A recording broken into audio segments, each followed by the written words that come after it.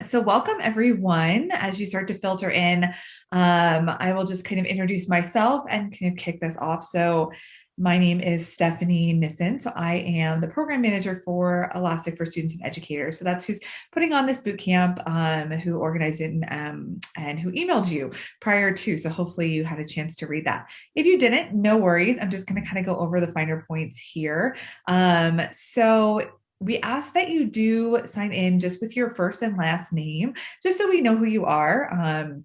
If you're not comfortable with that, it's totally fine too, but it just really helps us to identify who we're working with. We also just ask, as in everything, just keeping your mic muted. You will have an opportunity to ask questions for sure. You can ask them throughout the whole presentation through the chat, as Phoebe mentioned, just making sure that you change that so you can see everyone's chat. And then if you haven't done so yet, you still have time to do it, no worries. You can use this QR code to sign up for your free Elastic Cloud account. If you're a student with an EDU or AC email, you'll get a free 30 days. If you're a student but you don't have that email, don't worry, it will redirect you to a 14-day trial, which will be more than enough to cover the boot camp. And then if you should want to use it a little bit longer, we can always discuss that at the end as well. So if you've already used a free trial and you're wondering what you should do, just a little trick, you can just kind of alter your email slightly and you'll be able to sign up for a new trial. So we will be using that. I'll give you a little bit today, just kind of reviewing kind of how to set that up and whatnot. And then definitely for the second and the third session, you'll be able to use that as well. So Lisa will review that for you. So as we have some students still filtering in, we just wanted to kind of just take a quick pulse to see kind of who we're working with. So this invitation was sent globally, but we just want to see where everybody's at. So Phoebe's going to post a poll. And we just ask that you respond real quick with just kind of where you are joining us from. Just super curious to see kind of, who is in there. Awesome. You guys are quick with your polls. Great. So awesome. So we do have some people from different areas, which is fantastic. We do look at this if this is, successful and it's something people want to continue with. We definitely want to host in a time zone that maybe is a little bit more preferential for Europe or for Asia. So definitely be looking for those. But I appreciate you either staying up so late or getting up so early to join us today. Definitely, that's awesome. All right. Very cool. Well, I don't want to take up too much more of your time. I will join at the end just to kind of close everything out. But I do want to just introduce my colleagues. So Lisa, who will be your presenter today, who's one of our advocates here at Elastic, and then Phoebe, my colleague who works for our community team, who will be kind of monitoring your chat and kind of responding to any questions that you might have. So once again, feel free to post them. And is also just a great resource throughout the presentation. So without further ado, we are going to go ahead and get started. Once again, this is being recorded. Whether you attended or not, you will be sent a recording so that you can review it if you want to, and you can just have that at your fingertips as you move forward. So super excited to have you here today, and let's just go ahead and get going. So Lisa, take it away. Awesome. Thank you, Stephanie. All right. So hi, everybody. Welcome to Elastic Bootcamp for Students. My name is Lisa Jung, and I'm a developer advocate at Elastic.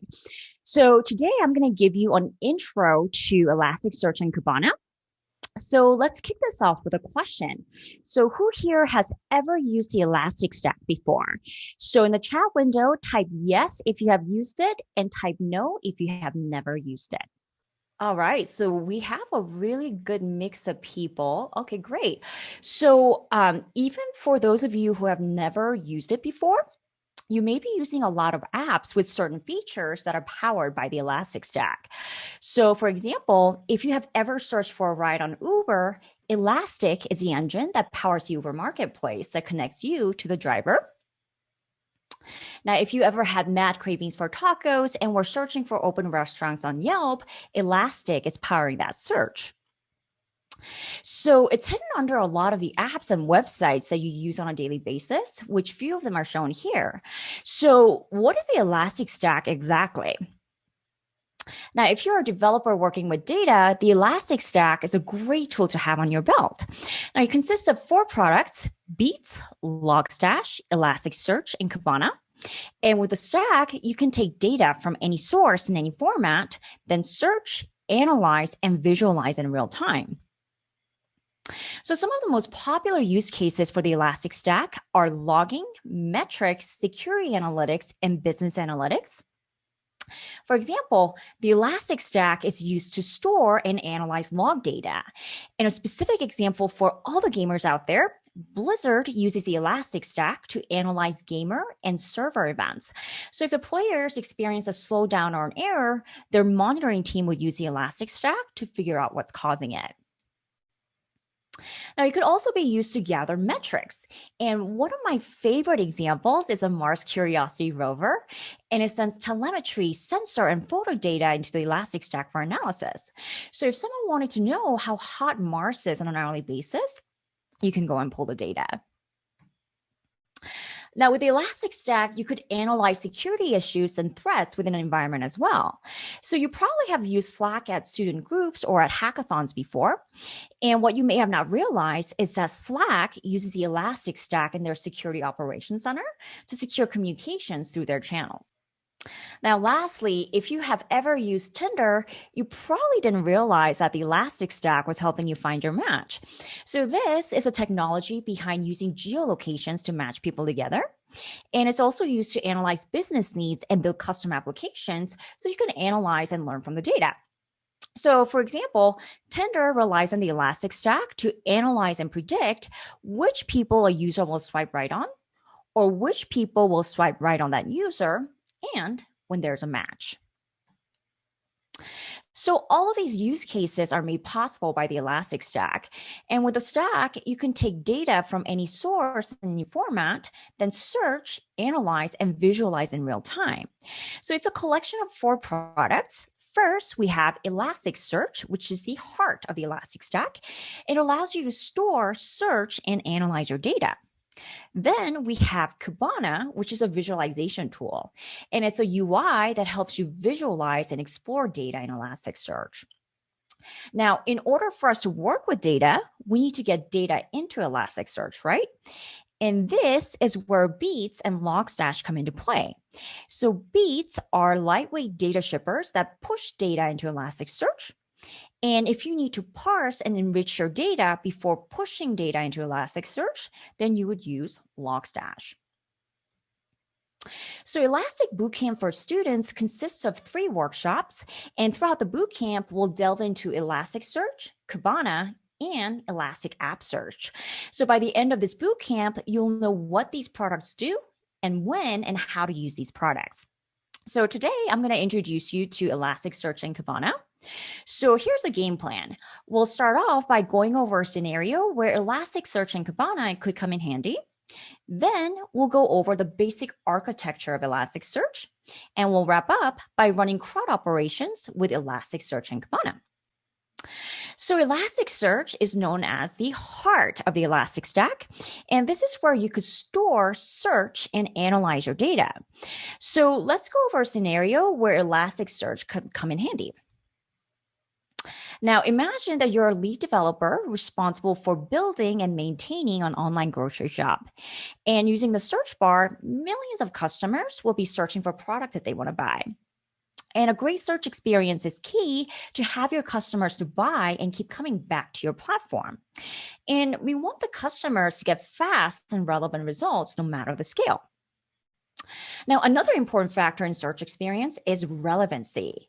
So the whole point of search is finding relevant data fast. We want to be able to fine-tune our search experience to get the information that we want. And we also want most relevant results at the top and the least relevant at the bottom. So for example, let's say a customer is searching for peanut butter and there are a ton of different brands. So what if a customer wanted to see peanut butter from highest to lowest rated brands? Or what if the customer is searching for sriracha hot sauce and misspells it?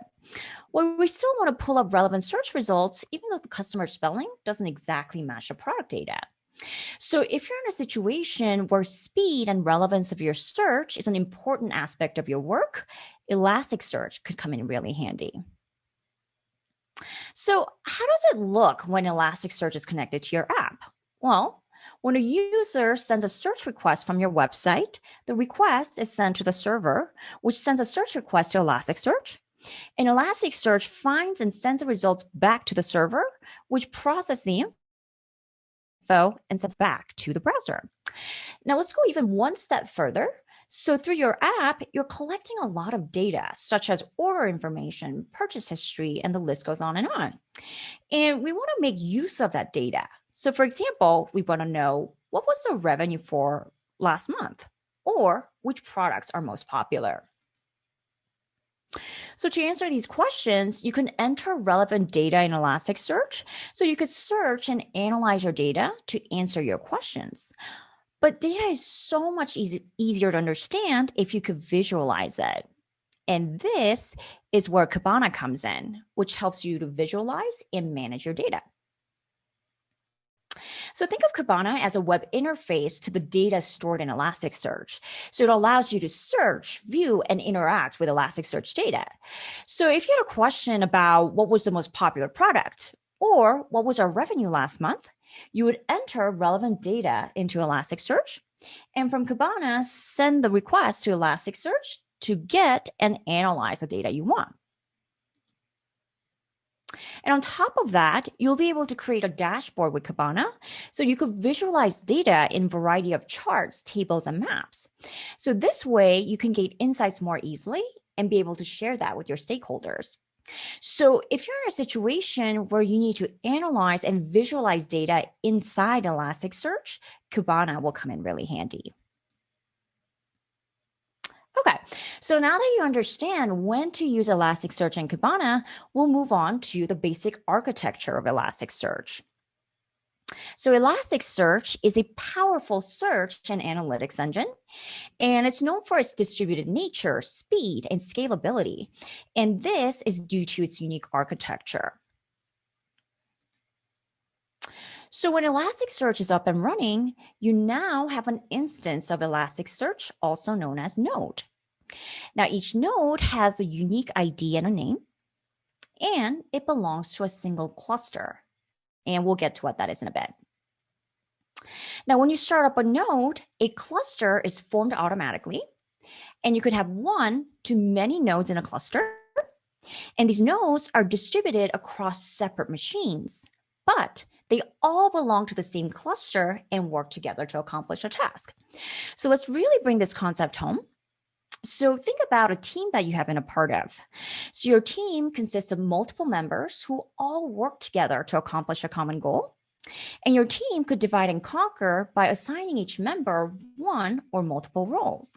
And these are the roles that you're going to specialize in. Now, your team members may work in different buildings, but you also belong to the same team. And this analogy directly applies to nodes in a cluster.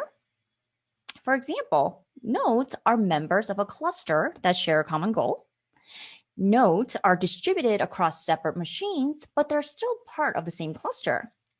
Nodes are assigned to one or multiple roles, and one of the roles that a node could be assigned to is to hold data. And that is what we'll be focusing on today. So data is stored in Elasticsearch as documents, and a document is a JSON object that contains whatever data that you want to store in Elasticsearch. So let's go back to our online grocery shop example. So we're helping our customers search for grocery items online. So we need to store grocery data in Elasticsearch. Now, a document for a one grocery item would look like this.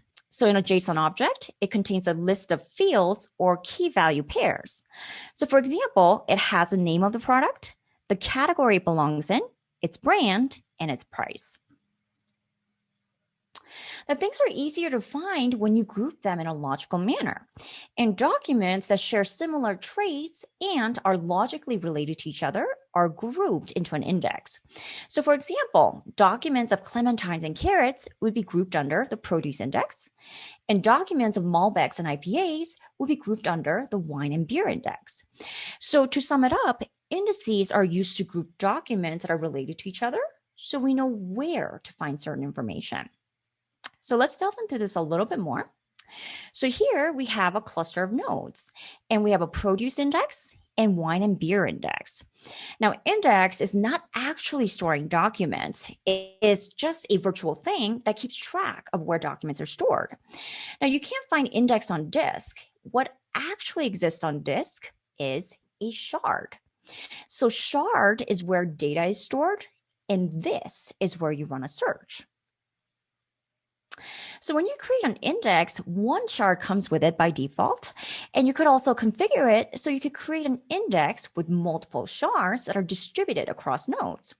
Now, this is a practice called sharding, and there are a lot of superpowers that come with this practice. So let's say you have a cluster that looks like this, and you want to create a produce index that will keep track of all produce documents. And when you create an index, one shard is created by default, and the shard is assigned to a node. Now, remember, shard is where documents are stored, and the number of documents a shard could hold depends on the capacity of the node. So let's say you want to index 600,000 documents in your produce index, but the node where the shard is assigned to could only hold 200,000 documents. Well, that's not going to work, right? Well, we do have two more nodes that could hold 200,000 documents each. So what you can do is you could add two additional shards in the index and distribute them across these nodes. Now, each shard could hold 200,000 documents. So together they could hold 600,000 documents. Now, that's all fine and dandy, but our produce data is only going to grow. So how are we going to adapt to increasing amount of data? Well, that is the beauty of sharding. So you could add more shards and nodes as the need arises.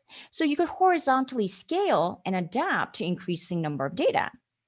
But that's not the only superpower that comes with sharding. Now remember, shard is where you store documents, and it's also where you run search. So let's talk about a scenario where a client is sending a search request for pink lady apples. And in this scenario, you have one shard in a node that holds the entire produce index. So let's say this produce index keeps track of 500,000 documents, and we're going to run a search in the single shard, meaning we'll go through 500,000 documents sequentially. So let's say it takes you 10 seconds to do that. Now, this time, we're going to run the same search with a different setup. So we'll have 10 shards distributed across 10 nodes, and we'll distribute 500,000 documents across 10 shards so that each shard holds 50,000 documents each. Now, in the previous scenario, it took us 10 seconds to sequentially search through 500,000 documents. And if you do the math, running a search on 50,000 documents should take 1 second. And what's so cool about this setup is that you could run a search on all 10 of these shards at the same time in parallel. Now, guess how long it takes to search through 500,000 documents with this setup? 1 second. So as you can see, sharding could really speed up your search. Now, with the first setup, one node had to store all the info and process all incoming search. And with this setup, we could only store as much data and process search requests as a single machine. Now, with the second setup, we distributed data across shards and allow shards to process search requests in parallel. So not only do we have the capacity to store more data, we can now search at scale. So let's say everything is going well with our online grocery shop, but all of a sudden, one of our nodes goes down and our data is lost forever. I mean, that would suck, right? So we want to avoid this at all costs. So what we could do is we can make copies of original shards and store its copies across different nodes. So look at nodes 1 and 2, and these nodes contain our original shards, also known as primary shards. And that is what P stands for. Now we're going to make copies of each shard and store these in nodes 3 and 4. And these are known as replica shards, and that is what R stands for. So R0 is a replica shard of primary shard 0, R1 is a replica shard of primary shard 1. So what this does is that if one node goes down, everything is okay because we have a replica of our data somewhere else. Now, that's not all. There's an additional superpower that comes with replica shards, and that is improving the performance of your search. So let's say you have two primary shards distributed across two nodes, and you're currently getting 2,000 search requests per second. And these search requests are being ran in these two primary shards. Now, as our app is getting more popular, these search requests have now increased to 8,000 requests per second. And because of that, your two primary shards are having trouble keeping up with the demand. So to solve this, you could add more nodes and increase the number of replica shards of P0 and P1. So remember, these replicas are identical copies of the primary shards. And with a new setup, these replica shards can pick up the slack, and your cluster could better handle increased demands on search. Okay, so now that you understand the basics of Elasticsearch, we're going to move on to the tutorial. So we finally get to play with Elasticsearch and Cabana. And the goal of this tutorial is to get familiarized with Crud operations. So in other words, how do we create, read, update, and delete a document from Elasticsearch? So to do this, we're going to use Elasticsearch and Cabana. Now, there are multiple options for accessing these two products. So one option is to use Elasticsearch and Cabana hosted on Elastic Cloud. And it handles all the heavy lifting of managing the stack, so you can focus on building your product. So you get a free 30-day trial. There's no credit card required, and the trial expires on its own. And I find that for beginners, it's easier and faster to get started with Elastic Cloud. So I'm going to show you how to do that today. Now, another option is to download Elasticsearch and Cabana on your local machine and manage these on your own. Now, this option is free and there's no expiration date. And I'll go over this option in part 2 of this bootcamp. Okay, so here we have a link to GitHub repo for today's workshop. And this link actually has been sent to you via email on Monday. So go to that email and have this link pulled up. And when you do that, you'll see this on your screen. So this repo contains all the resources that are shared during this workshop. And if you scroll down to the resources section, you'll see free Elastic Cloud trial. So you'll right click on that and open the link in a new tab. And the link will take you to the free trial page. So I'm going to breeze over this setup because I don't expect you to set this up during the presentation. So I just want to show you what you need to do. So if you want to try this out on your own, you can watch the recording and get started. And as Stephanie mentioned, you'll get the video recording as well as the PowerPoint presentation in an email as well. So to get going, enter your email and click on Start Free Trial. And once you do that, it'll ask you to go to the email account you signed up with and verify your email. So go to your inbox and click on the email from Elastic, then click on Verify and Accept button. And it'll prompt you to set your password. And once you set your password and log in, it'll take you to this page where you'll click on Start Your Free Trial. Next, you'll select the Elastic Enterprise Search. And when you do that, you'll see this drop-down menu where you can configure your settings. So under Deployment Setting, click on Expand. Then it'll give you options to configure your deployment settings. So first, you would choose a cloud provider of your choice. So let's say you have an app and you want to integrate Elasticsearch. And if your app is running on Google Cloud, search running in a different cloud provider because that'll cause latency issues. But for what we're about to do, it doesn't matter which one you choose, just select one. Then select the region closest to you. Then select the latest version of the Elastic Stack, which at the moment is 7.12.0.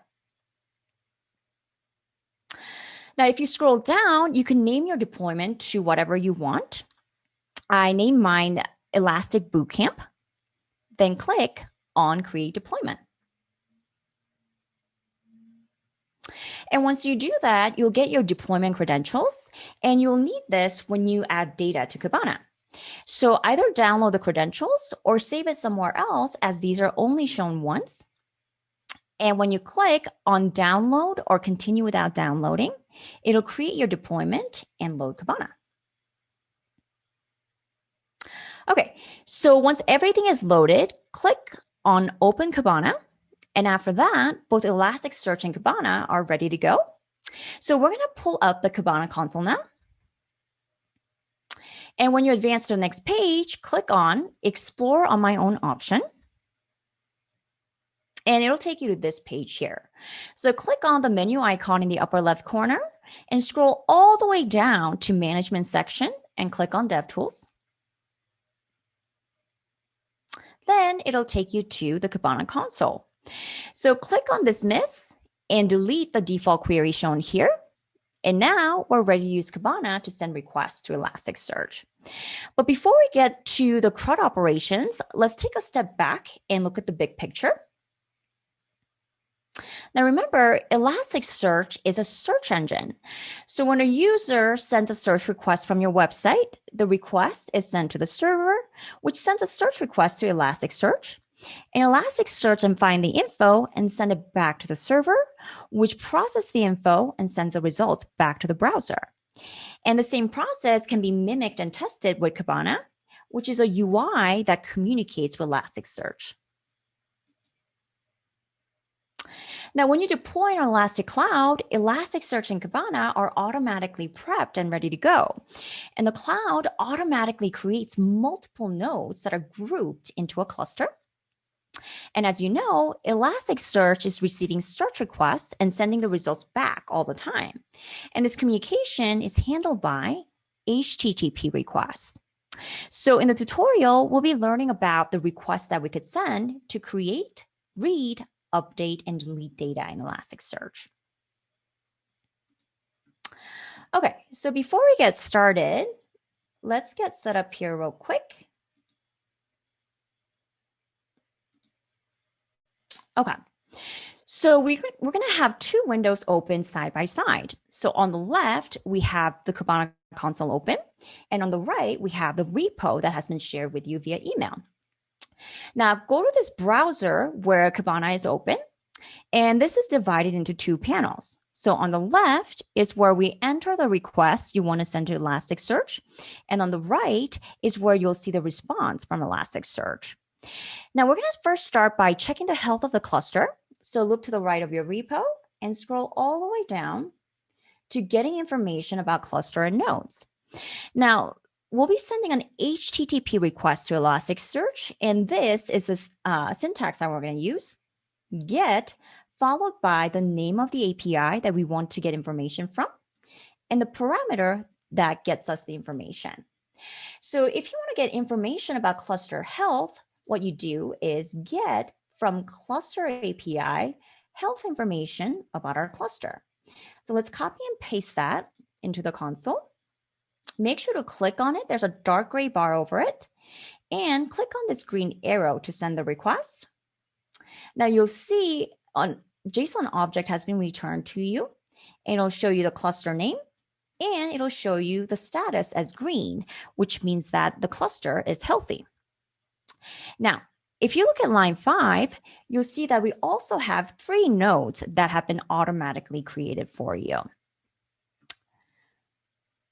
Okay, so next, we're going to get more information about our nodes. So let's scroll down.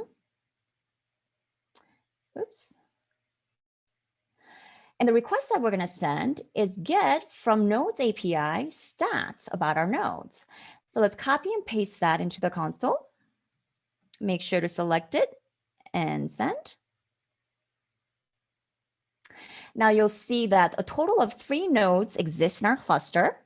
And if you scroll down, you'll see a bunch of information like IP address, roles, and attributes, which we're not going to go into now. But just know that this request is really helpful if you ever have to debug a node, because it allows you to inspect these nodes in detail. Okay, so we're going to move on to the CRUD operations. So in other words, how do we create, read, update, and delete a document? So for this exercise, we're going to store documents about our favorite candy. Now, by now, you know that documents are logically grouped into an index. And as a best practice, we're going to create an index first.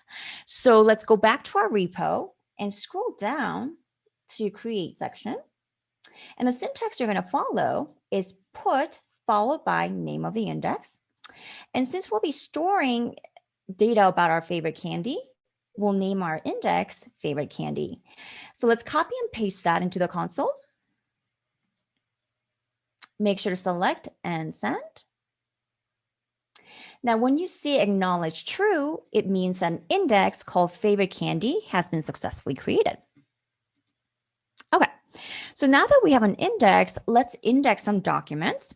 So this time I'm using index as a verb to mean that we're storing documents in Elasticsearch. Now let's scroll down to index a document section. So this is C, the create part of our CRUD operation. So when you're indexing a document, you could either use post or put. Now you would use post if you want Elasticsearch to auto-generate an ID for your document.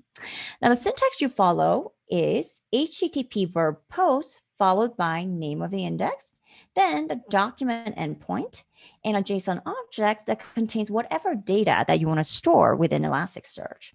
So in our example, we're saying post in favorite candy index, the following document, and the fields that I want you to include are first name and candy. So let's copy and paste that into our console. Make sure to select it and send. Now you'll see that in index favorite candy, a document with an auto-generated ID has been created. Okay, now let's turn to your repo and scroll up a little to indexing a document. Now we said when indexing a document, both post or put could be used. Now we just went over post, so we'll move on to when you would use put to index a document. So let's scroll down to post here. So you would use put if you want to assign a specific ID to your document. And a time where you might want to use this is when you're indexing data with a natural identifier. So for example, let's say you're indexing patient data where each patient has a unique ID. Now, documents may be easier to work with if it had the same ID as a patient ID rather than auto-generated ID that has no meaning. And it's easier to keep everything uniform across multiple data sources. Now, this time, we're going to index a couple more documents using put. So if you look at the repo, the syntax we're going to follow is put followed by name of the index, document endpoint, and the ID that you want to assign to this document here. So in our example, we're saying put in favorite candy index the following document and assign this an ID of 1. So let's copy and paste that into our console. Make sure to select it and send. Now you'll see that document 1 has been created.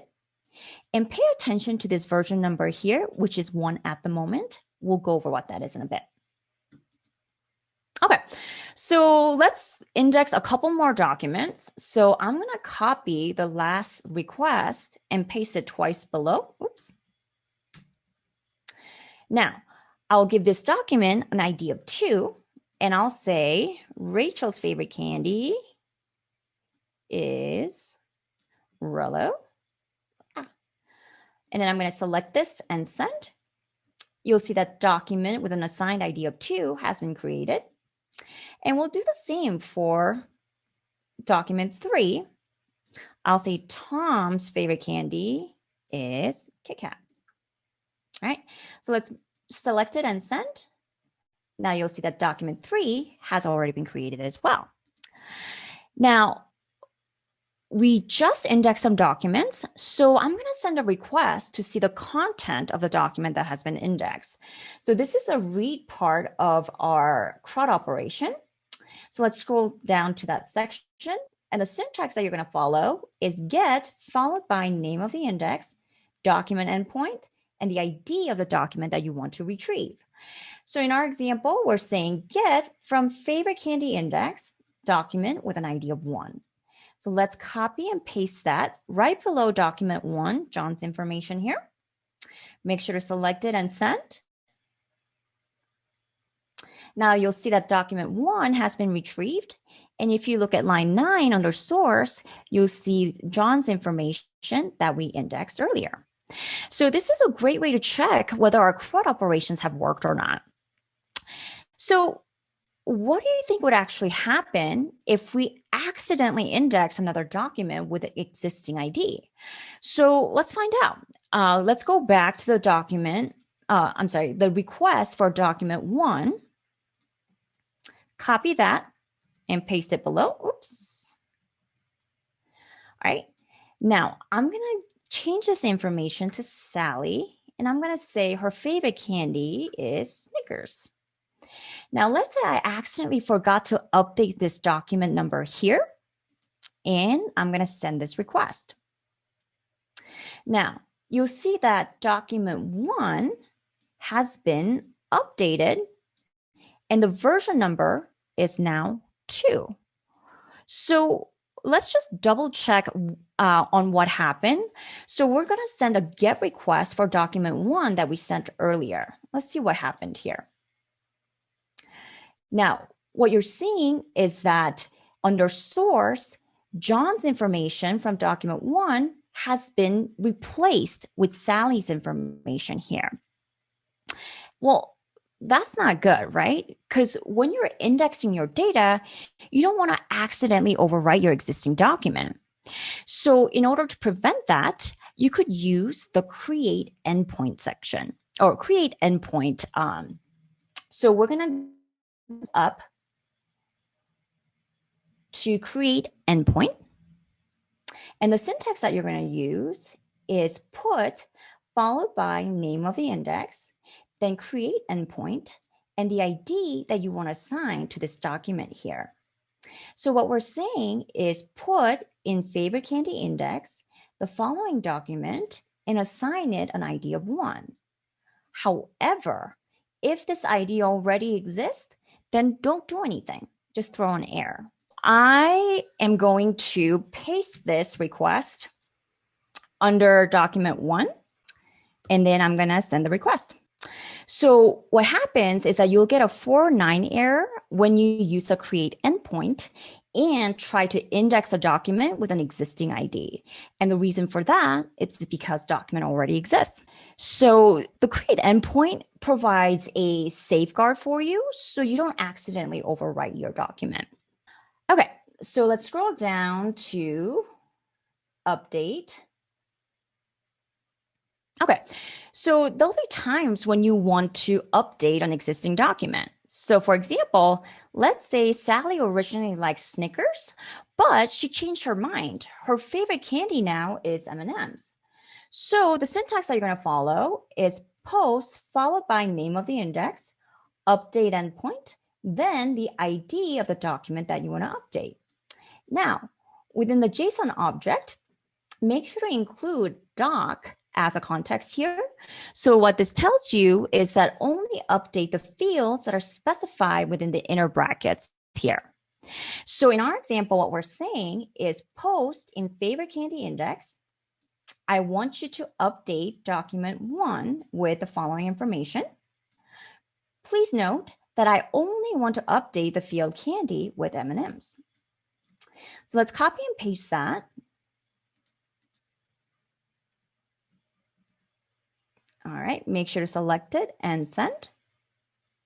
Now you'll see that document 1 has been updated and the version number is now 3. So what I didn't go over earlier is what this version number means. So this version tells you how many times the same document has been indexed, updated, or deleted. So since we created document 1 with John's information, then we accidentally updated with Sally's, then we intentionally updated it with M&M's, the version number is now 3. So let's make sure that everything has been updated correctly. So we'll go back to this get request here that we sent for document 1. When you send that and look under source, you'll, oh, one sec.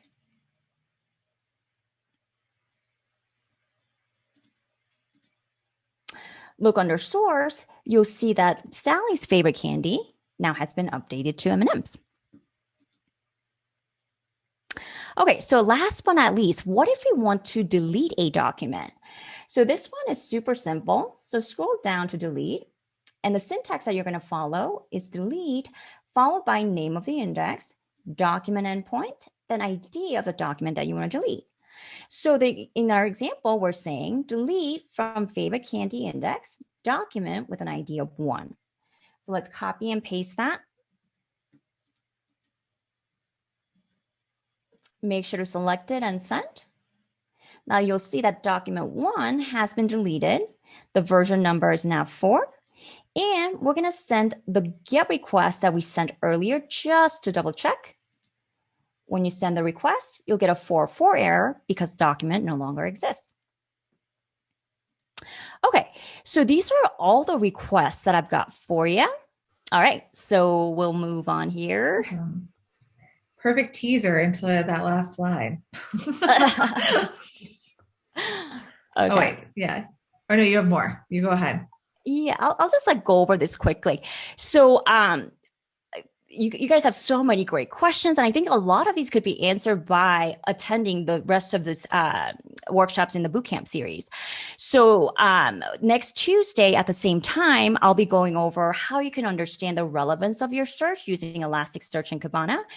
And we'll be going over a lot of queries to that helps you search for certain things in an index within Elasticsearch. And the next following Tuesday, Jay will be teaching you how to create a diversity org app with enterprise app search. So how does everything look once we learn everything? How do we incorporate app search into your own app, for example? And Stephanie will be chatting more about how you can sign up in a little bit. And then there are so many ways you can connect with our team as well as a global community of developers who use Elastic products. So the way you can stay connected is through our Elastic meetups, Slack workspace, and our YouTube channel. So here we got the QR code and links to these resources, but don't worry about getting all this information. The slides and the recording will be emailed to you after the event. And if you have any questions about Elastic, the discussion forum is a great place to have your questions answered. So we have a community of developers and developer advocates that answer questions on this platform. So feel free to post your questions here. But last but not least, I blog often about Elasticsearch. So if you prefer to learn by reading instead, be sure to check out my blog. So that's a wrap for me. So I will turn the floor over to Stephanie. Awesome. And a huge thank you, obviously, to Lisa, for this presentation and also kind of going through the amazing amount of questions that you all had. I'm so impressed. Because normally we don't get a lot of questions and it's great. And so we do have been keeping track, and there will be an email following up after this. I know some of you were asking. Yes, we will be sending the recording. We will also be sending the slide presentation. So you'll have those in your arsenal and your resources if you want to review them. We'll also address some of the questions that you asked that we weren't able to answer directly on this presentation. And I'll provide you once again the links for part 2 and part 3. So in order to earn your certificate, you do have to sign up for all 3. And in order to be eligible for swag, you have to sign up for all 3. So just make sure that you do that. I do understand that work and school and classes and extracurriculars come up. And so that might keep you from attending live, but we will send out the recording following every presentation so that you're able to follow along with us. And then at the end of the 3rd session, you'll actually be building something. So we're going to take you from, 0 to hero. Lisa will walk you through, and then you'll meet our other advocate, Jay, who will help you to build something in April. And thanks to Phoebe too, for just kind of moderating and answering those questions. But you can use these QR codes, or like I said, we'll be sending the links out to you directly if you're registered for the session. But It was so wonderful to have all of you here, especially those for joining from all over the world, which is great. And we look forward to seeing you in April. And don't hesitate to reach out with any questions. You have my email address. So thanks so much, everyone, and have a great day.